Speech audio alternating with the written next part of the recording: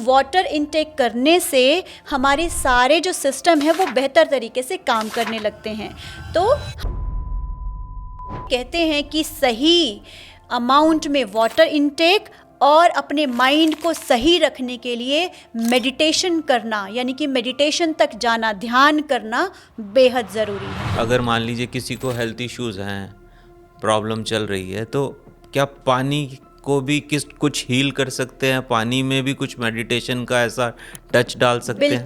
बिल्कुल डाल सकते हैं। देखिए, ये जो मेडिटेशन है, मेडिटेशन का जो एस्ट्रल ट्रैवल का लेवल अभी मैंने आपसे डिस्कस किया, ये पानी पीने के बाद मैं बहुत एनर्जेटिक, बहुत पॉजिटिव और बहुत ही, जब किसी भी पानी को किसी मंत्र के साथ हील किया जाता है तो वो बहुत।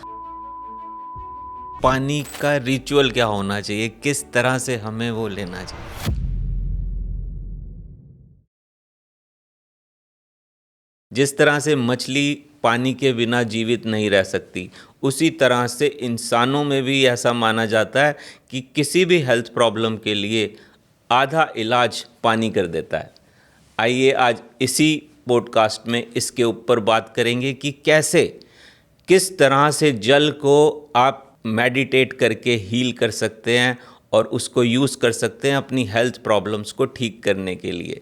किस तरह से जल आपके मन को शांत कर सकता है, आपके शरीर को हील कर सकता है और आपकी आत्मा को भी जागृत कर सकता है। तो हमारे साथ हैं स्वाति सैनी जी, जो हेल्थ प्रॉब्लम्स को ठीक करने के लिए काफ़ी लोगों को हेल्प कर रही हैं। मैं उनका वेलकम करता हूं। नमस्ते स्वाति जी। नमस्कार Amit ji, thank you so much मुझे इस पॉडकास्ट पे इनवाइट करने के लिए, और आशा करती हूँ कि जो आज का पॉडकास्ट है वो लोगों को बेनिफिट पहुँचाएगा।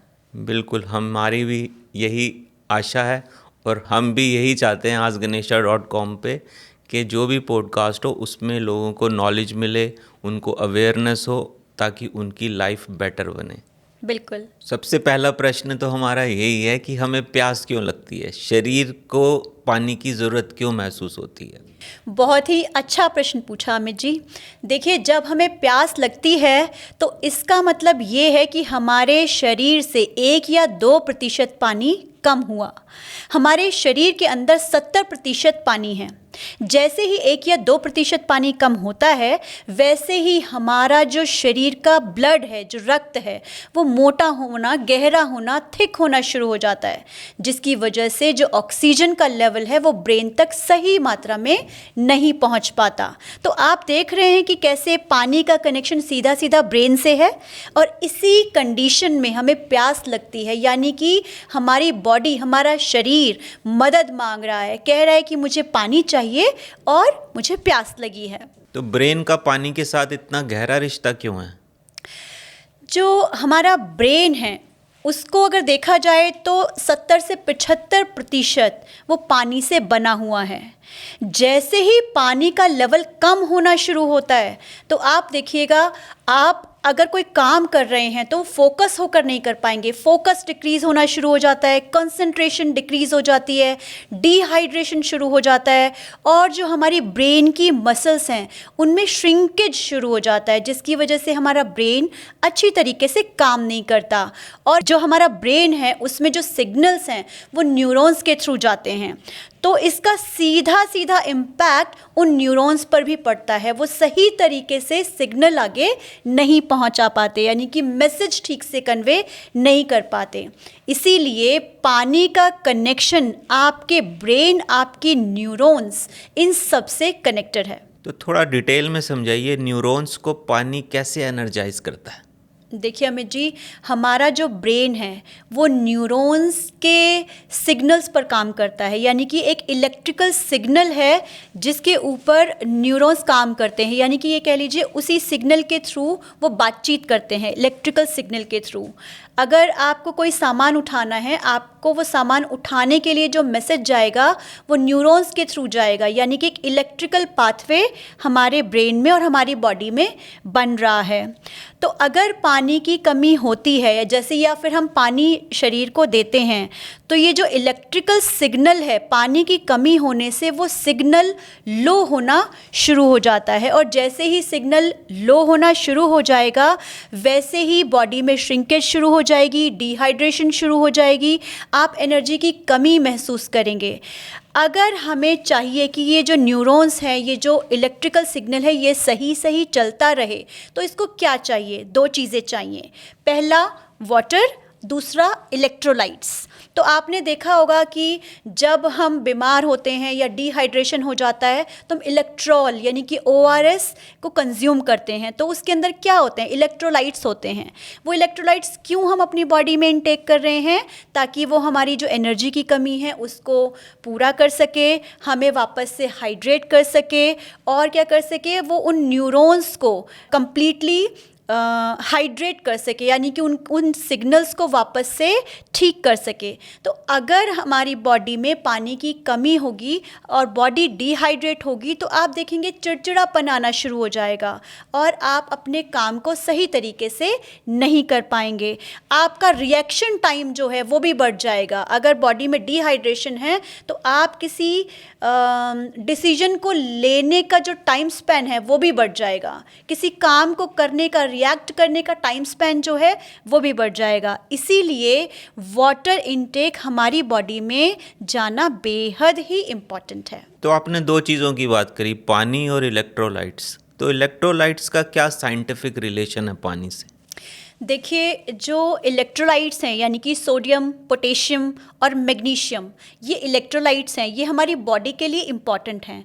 लेकिन ये इलेक्ट्रोलाइट्स ये वाटर के साथ मिलकर, पानी के साथ मिलकर ही ये काम करते हैं, इंडिपेंडेंटली ये काम नहीं करते। इसीलिए आपने देखा होगा कि ORS को पानी में मिलाकर ही पिया जाता है, ORS का सैशे पानी में घोलकर पिया जाता है। इसका यही रीज़न है। जैसे ही इलेक्ट्रोलाइट्स हमारी बॉडी के अंदर जाते हैं वो हमारे हार्ट के रिदम सिस्टम को ठीक रखते हैं, हमारे मसल्स कॉन्ट्रैक्शंस को ठीक रखते हैं और हमारे पूरे बॉडी सिस्टम को सही तरीके से चलाते हैं। लेकिन ये जो इलेक्ट्रोलाइट्स हैं ये जब हम ले रहे हैं तो ऐसा नहीं है कि भाई बहुत ज़्यादा आपने इलेक्ट्रोलाइट्स ले लिए, ORS अच्छा होता है पीना तो आप पीते जाएं, ऐसा बिल्कुल भी नहीं है।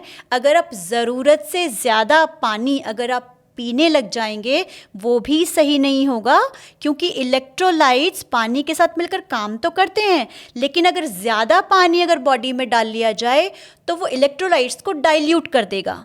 कैसे? बिल्कुल वैसे जैसे हमें एक शिकंजी बनानी है, शिकंजी बनाने के लिए हमें 1 गिलास शिकंजी अगर बनानी है तो 1 गिलास पानी लगेगा। 1 गिलास पानी में हम 2 चम्मच शक्कर डालेंगे, नमक डालेंगे और उसके बाद अपने टेस्ट के अनुसार उसे बना लेंगे। लेकिन अगर मैं उसके अंदर 1 जग पानी डाल दूं तो वो जो नमक का जो कंसंट्रेशन है वो डाइल्यूट हो जाएगा, यानी कि नमक कम लगेगा, चीनी कम लगेगी। तो उसके अंदर क्या हुआ? चीनी की मात्रा कम हो गई, पानी की मात्रा तो बढ़ गई लेकिन चीनी और नमक की मात्रा कम हो गई, यानी कि वो डाइल्यूट हो गया पानी के साथ। ऐसे ही जो इलेक्ट्रोलाइट्स हैं वो हमारी बॉडी में जाते हैं, लेकिन अगर बहुत ज़्यादा पानी बॉडी में कंज्यूम होता है, चला जाता है, तो वो इलेक्ट्रोलाइट्स को डाइल्यूट कर देते हैं, जिसकी वजह से हमें वापस से प्रॉब्लम्स आना शुरू हो सकती है। तो इसीलिए वो कहते हैं ना बैलेंस, तो बैलेंस फॉर्म में वाटर कंज्यूम करना इम्पॉर्टेंट है। सही मात्रा में सारी चीज़ें लेनी चाहिए। बिल्कुल सही मात्रा में सारी चीज़ें हमें लेनी चाहिए। लेकिन बैलेंस इतना ज़रूरी क्यों होता है?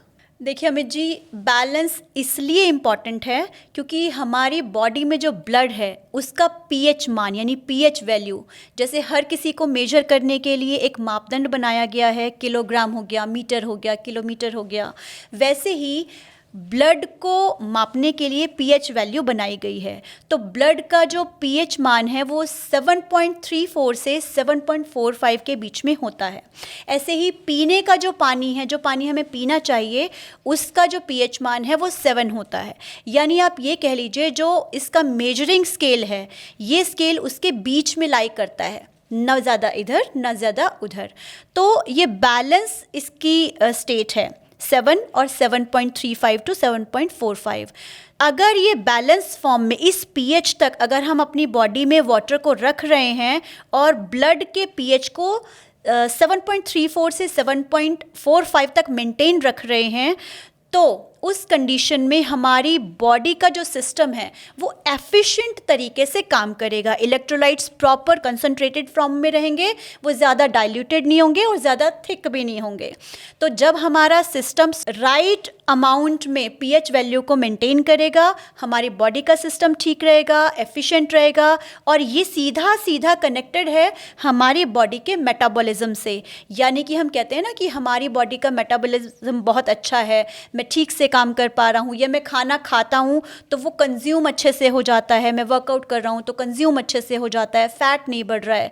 तो ये पूरा हमारे मेटाबॉलिज्म को अच्छा रखने में हेल्प करता है। तो आपने मेटाबॉलिज्म की बात करी, तो पानी का उसके साथ क्या रिलेशन है, इसको थोड़ा सही से बताएं। फॉर एग्जाम्पल हम 500 ml पानी अगर हम ले रहे हैं, 500 ml पानी लेने से आप ये मानकर चलिए कि 30% मेटाबॉलिक रेट जो है उस समय बढ़ जाता है जैसे ही हम पानी पीते हैं। और ये असर मैं कहूँगी परमानेंट नहीं है। ऐसा नहीं है कि आपने 500 ml पानी पी लिया तो आपका 30% मेटाबॉलिक रेट बढ़ गया और वो परमानेंट रहेगा। जिस समय आपने वो वाटर कंज्यूम किया, 30% मेटाबॉलिक रेट उस समय पर आपका बढ़ जाता है टेम्परेली। जैसे ही वाटर कंज्यूम हुआ तो हमारी सेल्स जितनी भी बॉडी में हैं उनको ऑक्सीजन अच्छे लेवल पर पहुंचना शुरू हो जाती है। जैसे ही ऑक्सीजन अच्छे लेवल पे जाएगी वैसे ही हमारी बॉडी का जो सिस्टम है वो एफिशिएंट तरीके से काम करना शुरू हो जाएगा और सेल्स को जो ऑक्सीजन है वो अच्छी तरह से पहुंचने लगेगी। बॉडी के जो एंजाइम्स हैं वो बेहतर तरीके से काम करना शुरू हो जाएंगे। हमारी बॉडी का जो फैट है वो डिज़ोल्व होना शुरू हो जाएगा। जैसे ही हमारी बॉडी का फैट डिज़ोल्व होगा हमारा वेट लॉस होना भी शुरू हो जाएगा। तो मेटाबॉलिज्म का मतलब है कि आप जब कोई चीज़ कंज्यूम कर रहे हैं, एनर्जी ले रहे हैं, कैलोरी ले रहे हैं, खा रहे हैं, तो आप जितना वर्कआउट कर रहे हैं आपकी सेल्स उतना ही एक्टिव तरीके से काम भी कर रही हो और एनर्जी को प्रोड्यूस कर रही हो और कैलोरी को कंज्यूम कर रही हो। ऐसा नहीं कि वो फैट डिपॉजिट कर रही हो। तो वाटर इनटेक करने से हमारे सारे जो सिस्टम है वो बेहतर तरीके से काम करने लगते हैं, तो हमारा सिस्टम बहुत बेहतर रहता है। तो आपने कहा सिस्टम सही से वर्क करने लगता है, तो सिस्टम मतलब ये ह्यूमन बॉडी और साथ में उसको चलाने वाला माइंड। तो माइंड से भी पानी का कोई कनेक्शन है? बिल्कुल बिल्कुल अमित जी, माइंड का पानी से बहुत ही गहरा कनेक्शन है। अगर बॉडी में पानी कम होगा तो ये सीधा सीधा हमारे ब्रेन पर, हमारे माइंड पे असर डालता है। डिहाइड्रेशन होने से, पानी की कमी होने से हमारी बॉडी में स्ट्रेस हार्मोन यानी कि कार्टिसोल का लेवल बढ़ना शुरू हो जाता है और सेरोटोनिन यानी कि जो हैप्पी हार्मोन है वो कम होना शुरू हो जाता है। चिंताएं बढ़ जाती हैं, स्ट्रेस होना शुरू हो जाता है, एंजाइटी होनी शुरू हो जाती है और हमारी बॉडी जो है वो सही तरीके से काम नहीं कर पाती। इसीलिए कहते हैं कि सही अमाउंट में वाटर इनटेक और अपने माइंड को सही रखने के लिए मेडिटेशन करना यानी कि मेडिटेशन तक जाना, ध्यान करना बेहद ज़रूरी है। तो आपने कहा कि पानी मेडिटेशन में भी हेल्प करता है, तो इसको थोड़ा सही से समझाएं कि मेडिटेशन और पानी, इसका आपस में रिलेशन कितना गहरा है? जी, बहुत ही गहरा है। मेडिटेशन यानी कि आप देखिए, जब भी हम मेडिटेट करते हैं यानी कि हम अपने ब्रेन पर काम कर रहे हैं, अपने माइंड पर काम कर रहे हैं और अपनी बॉडी पर भी काम कर रहे हैं, इवन अपनी सोल पर भी काम कर रहे हैं। जब भी हम मेडिटेट करते हैं तो मेडिटेशन के बीच में 3 तरह की वेव्स उसमें काम करती हैं। पहला बीटा वेव, दूसरा अल्फा वेव और तीसरा थीटा वेव। बीटा वेव से अल्फा वेव कन्वर्ट होती है जब हम मेडिटेट करते हैं। बीटा वेव ये है कि जब हम मेडिटेशन के अंदर गहराई में जाना शुरू होते हैं, हमारा मस्तिष्क शांत होना शुरू होता है, वेव स्टेबल होना शुरू होती हैं, तो बीटा वेव से अल्फा वेव में हम ट्रांसफ़र होते हैं। यानी कि जो हम कहते हैं कि हम ट्रांस में जा रहे हैं। आपने देखा होगा कि लोग पास्ट बर्थ भी देखते हैं, तो वो क्या कर रहे होते हैं, बीटा वेव से अल्फा वेव में जाते हैं और अल्फा वेव से जब वो थीटा वेव में जा रहे होते हैं तो वो कंप्लीटली शून्य अवस्था में होते हैं, बिल्कुल ध्यान की स्टेट में होते हैं। उस स्टेट में माइंड एकदम काम होना शुरू हो जाता है, हमारी बॉडी की सेल्स प्रॉपर तरीके से काम करना शुरू हो जाती है, हमारी बॉडी जागरूक जागरूकता यानी कि दृष्टावस्था में पहुंच जाती है, और वाटर यानी कि आप ये देखिए हमारी बॉडी का पूरा जो वाटर है वो राइट अमाउंट में राइट तरीके से हर जगह एक्यूमुलेट हो जाता है। तो जब हम मेडिटेट करते हैं तो हम ट्रांस अवस्था में तभी जा पाते हैं जब हमारी बॉडी सही तरीके से हाइड्रेटेड होती है। अगर हमारी बॉडी डिहाइड्रेट होती है, ये नोटिस किया गया है, ये देखा गया है कि आप एक वेव से दूसरी वेव में जाने में काफ़ी परेशानी होती है, यानी कि एक वेव से दूसरी वेव में ट्रांसफ़र नहीं हो पाता। यानी कि अगर आपको अच्छे से मेडिटेट करना है तो अगर पानी पीकर अगर आप मेडिटेट कर रहे हैं तो आप देखेंगे कि आपकी मेडिटेशन ज़्यादा बेहतर होगी, क्योंकि आपकी बॉडी हाइड्रेटेड होगी। आप पहले बीटा वेव से अल्फ़ा वेव में जाएंगे, अल्फ़ा वेव से आप थीटा वेव में बहुत ही इजीली और आसानी से जा पाएंगे। इसीलिए मेडिटेशन का पानी के साथ बहुत ही गहरा और सीधा सीधा कनेक्शन है। तो अभी आपने ये भी बताया मेडिटेशन में किस तरह से अल्फ़ा बीटा थीटा की स्टेट्स में हम जा सकते हैं और वाटर वहाँ पर हेल्प करता है।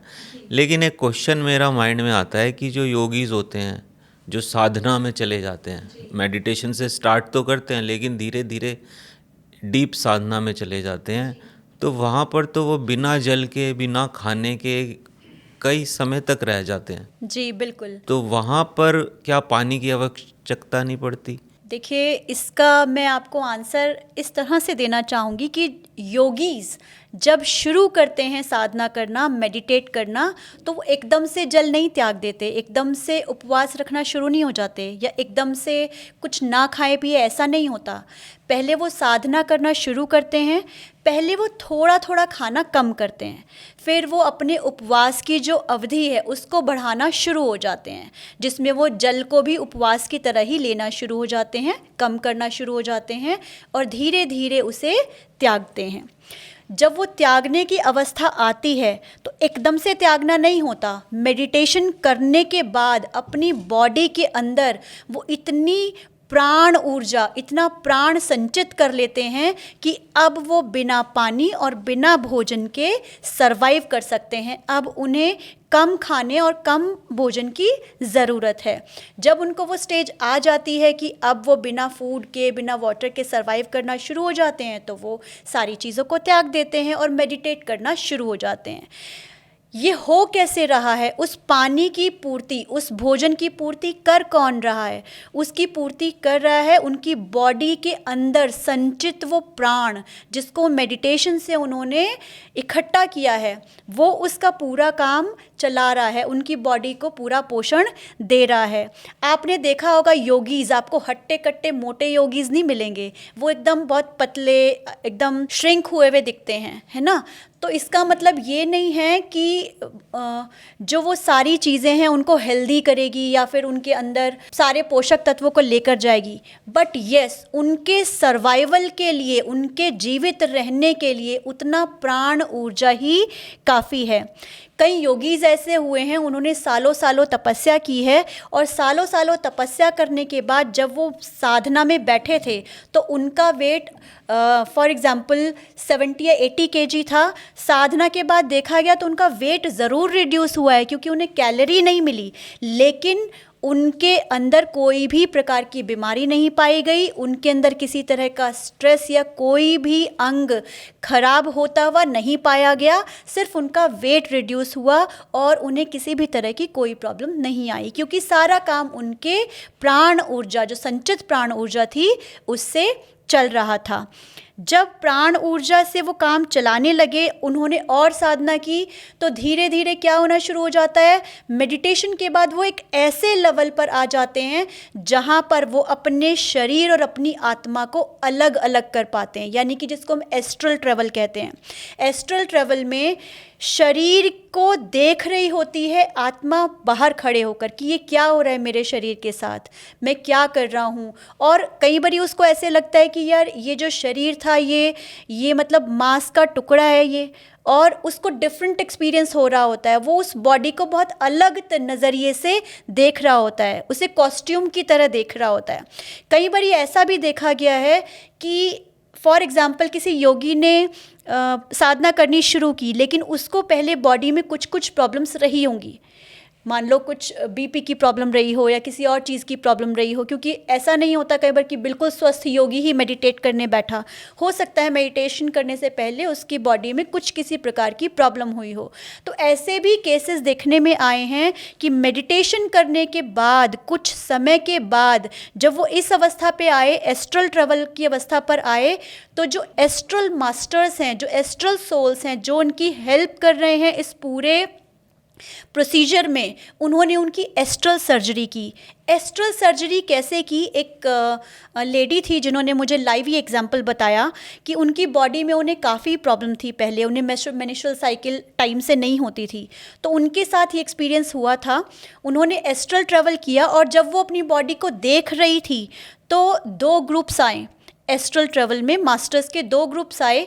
एक ग्रुप ने वो जो बॉडी वहाँ पड़ी हुई थी, उस बॉडी के नीचे वो जो लेडी है वो भी देख रही है, शरीर के अंदर ना मांस है, ना रक्त है, ना कुछ है, वायरिंग है, वायरिंग।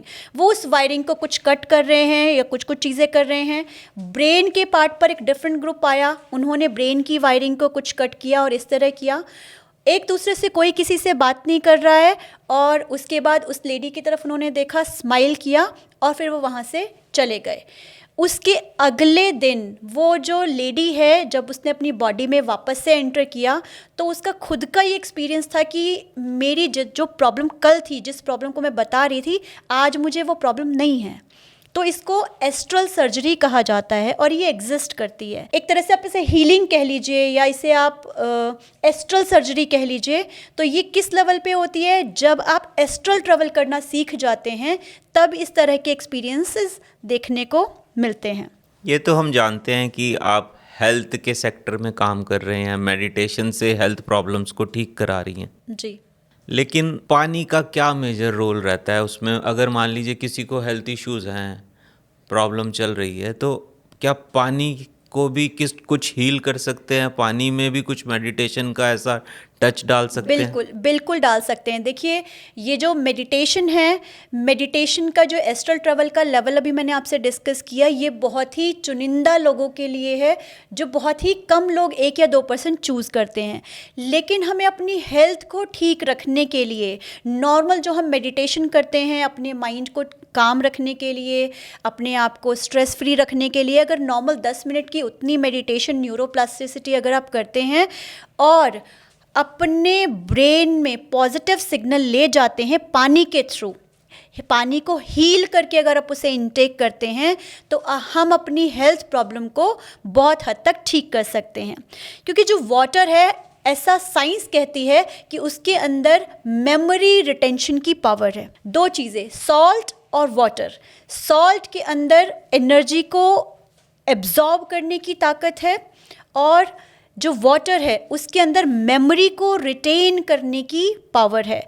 तो अब आप देखिए, अगर वो जो वाटर है उसके अंदर आप जो भी इंटेंशन, जो भी थॉट, जो भी बात आप उसको कहेंगे तो वो उसके अंदर रिटेन हो जाती है, वो उसे सुन रहा होता है, उसे एब्जॉर्व कर रहा होता है। तो हम क्या कर सकते हैं? पानी लेकर उसे हील कर सकते हैं, उसे पॉजिटिव अफर्मेशंस दे सकते हैं। अपनी प्रॉब्लम, जो भी आपकी प्रॉब्लम हो, वो अब रिमूव हो चुकी है, वो अब ख़त्म हो चुकी है, ऐसा करके आप उसके अंदर थॉट डाल सकते हैं। या एक वाटर हीलिंग का एक प्रोसेस होता है, वाटर हीलिंग करने के बाद उस पानी को आप पिएं। इससे भी आपकी बॉडी के अंदर बहुत सारी जो आपकी हेल्थ प्रॉब्लम्स हैं वो सॉल्व हो जाएंगी। एक पानी का अगर हम ग्लास मंगा लें तो क्या आप प्रैक्टिकली भी करके दिखा पाएंगे कि? जी बिल्कुल। प्लीज़ एक पानी का गिलास दीजिए।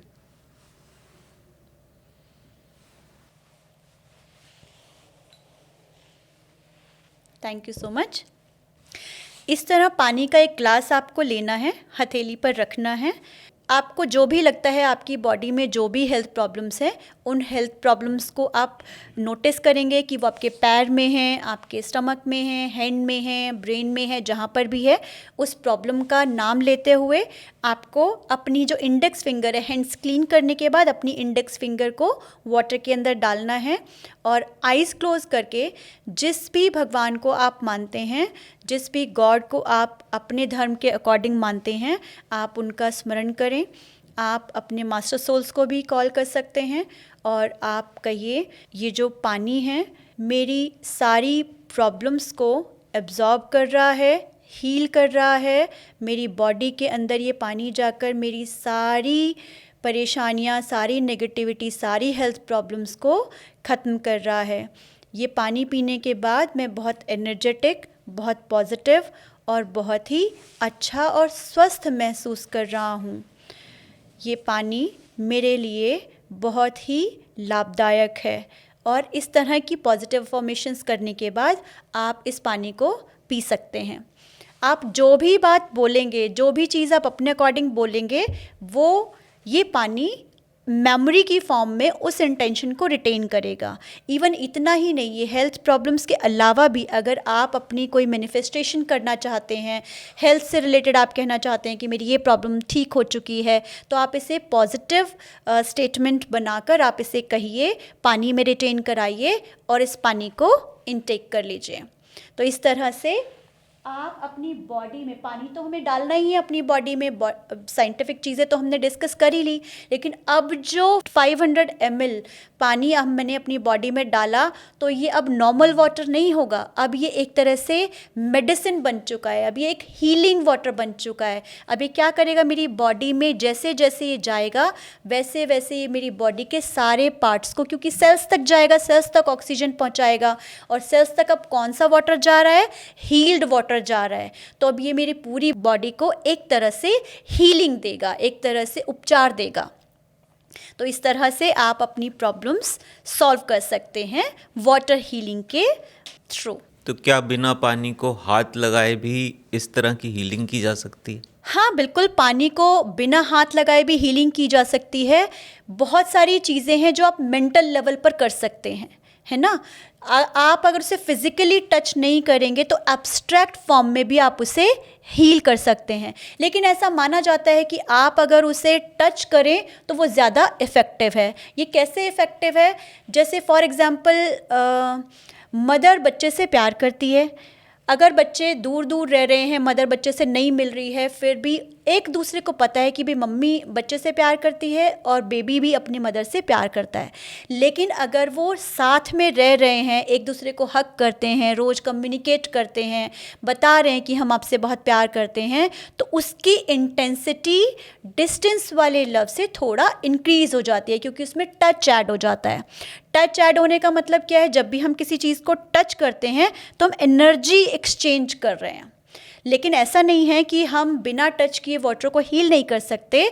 हम अपने माइंड की, ब्रेन की पावर से भी हम उसको हील कर सकते हैं, उसको मैसेज दे सकते हैं या फिर उसको हीलिंग वाटर बना सकते हैं। बट फिर भी मैं ये कहूँगी कि इफ़ेक्टिव मेथड टच करके हीलिंग वाटर बनाना ही रहेगा। तो आपने ये तो बताया कि वाटर को हील करके, मैनिफेस्ट करके लेने से हेल्थ प्रॉब्लम्स ठीक होती हैं, लेकिन हम एस्ट्रोलॉजी में हम मंत्रा रिकमेंडेशन करते हैं, तो मंत्रों के उच्चारण से भी क्या पानी पर प्रभाव पड़ता है?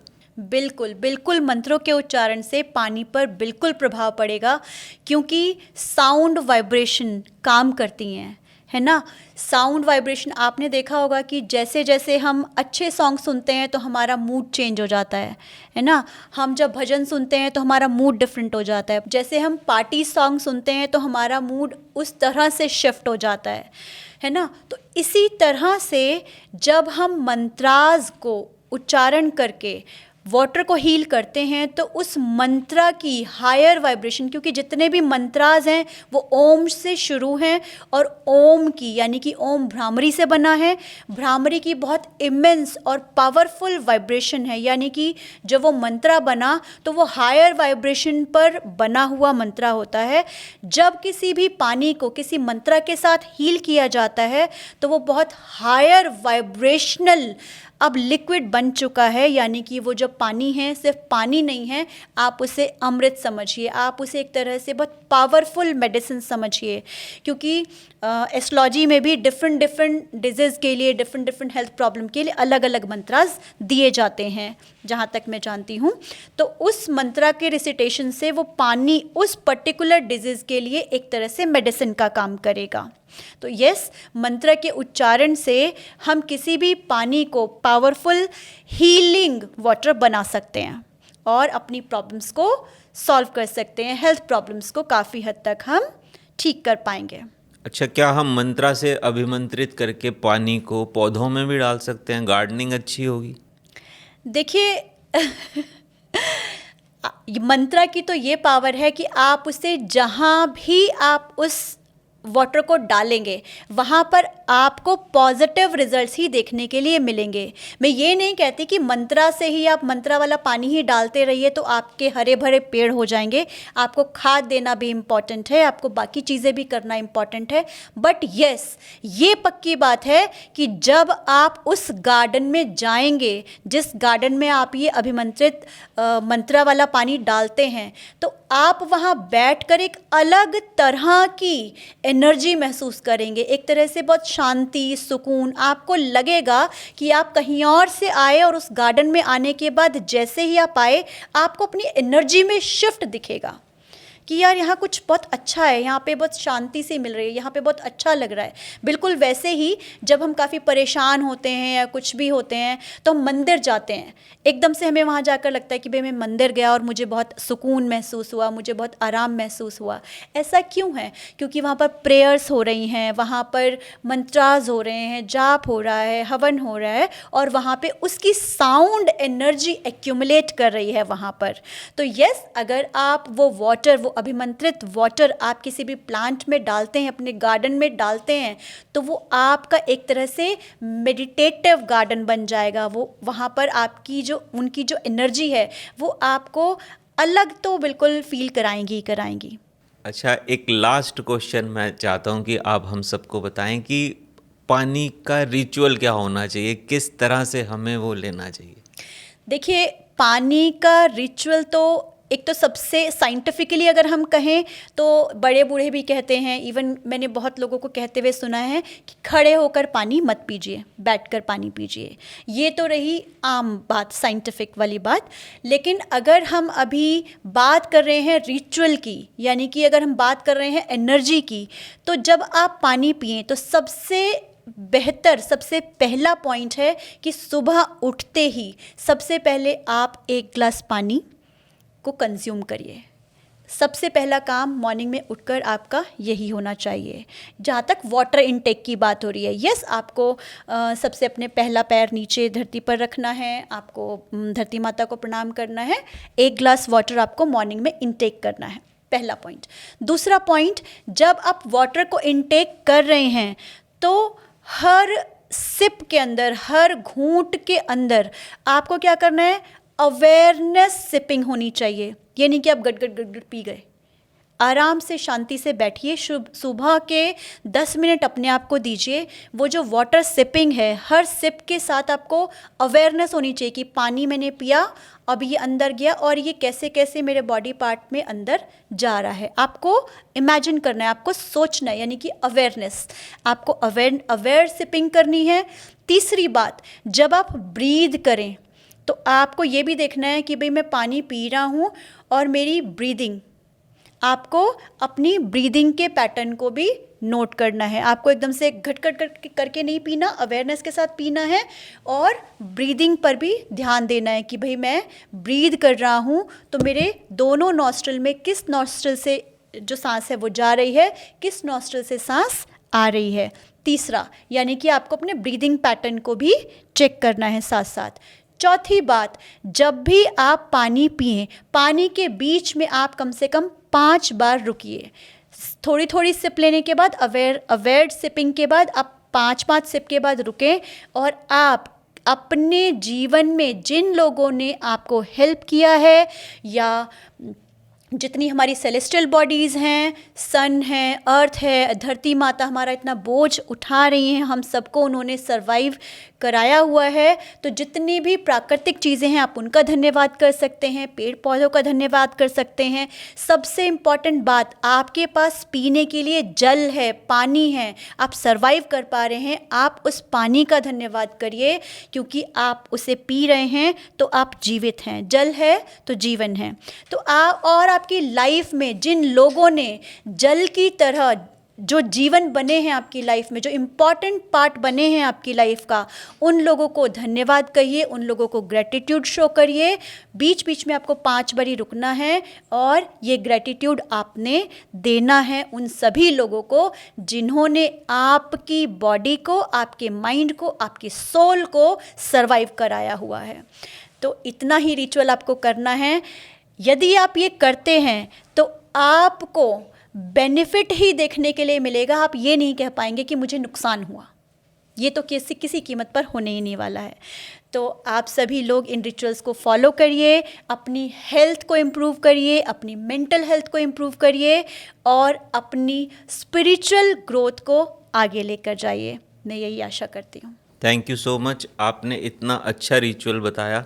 सिर्फ एक रिचुअल में ही आपने मेडिटेशन भी करा दी, मैनिफेस्टेशन भी करा दी, ग्रैटिट्यूड भी करा दिया, और जिससे हेल्थ प्रॉब्लम्स ज़रूर ठीक होने वाली हैं।